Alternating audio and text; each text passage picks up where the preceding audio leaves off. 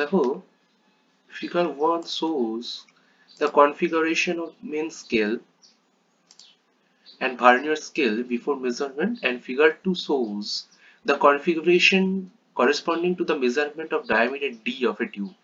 The measured value of d is, ওকে। তো দেখো আমাদের এখানে একটা ভার্নিয়ার ক্যালিপার্স দিয়েছে এবং সেক্ষেত্রে তার মেজারমেন্ট দিয়েছে। এটা হচ্ছে মেজারমেন্ট করার আগে ফিগার 1 আর মেজারমেন্ট করার পর ফিগার 2। তো দেখো ফিগার 1 এর ক্ষেত্রে আমরা প্রথমে আমাদের যে কাজ সেটা হচ্ছে ভার্নিয়ার কনস্ট্যান্ট বা লিস্ট কাউন্টটা ক্যালকুলেট করা। Okay, least count equals to 1 msd minus 1 vsd।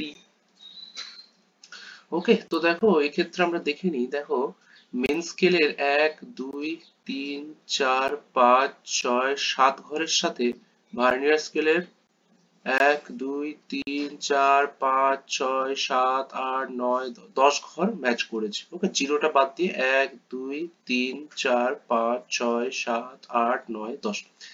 তাহলে 7 msd equals to 10 vsd। ওকে, তাহলে 1 vsd equals to 7 by 10 msd। বুঝা গেল? তাহলে 0.7 msd। এবার দেখো 1 msd মানে এক্ষেত্রে 1 মিলিমিটার, তাহলে vernier constant 1 millimetre minus 0.7 millimetre equals to 0.3 millimetre. এবার দেখো আমরা রিডিংটা যদি বের করতে চাই, রিডিং ডি ইকুয়ালস টু আমরা পাবো কত মেজারমেন্ট হয়েছে। দেখো এক ঘর থেকে একটু সরেছে, অর্থাৎ এটাকে আমরা 1 নিতে পারি প্লাস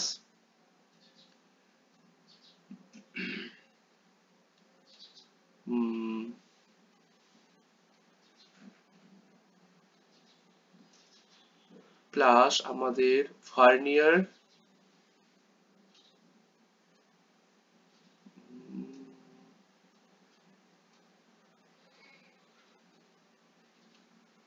এক থেকে একটু সরেছে, তাহলে 1 হলো প্লাস আমাদের 0.3 ইন্টু দেখো ভার্নিয়ারের ভ্যালুটা দেখো 2, সরি 1। ওকে, তাহলে কত হলো 1.3 মিলিমিটার। তাহলে অ্যান্সারটা আসছে 0.13 সেন্টিমিটার।